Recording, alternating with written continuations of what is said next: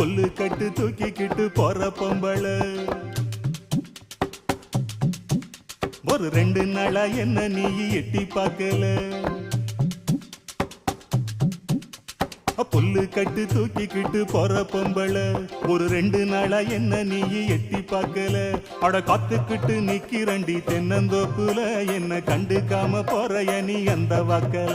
அட காத்துக்கிட்டு நிக்கிறண்டி தென்னந்தோப்புல என்ன கண்டுக்காம போறைய நீ அந்த வாக்குல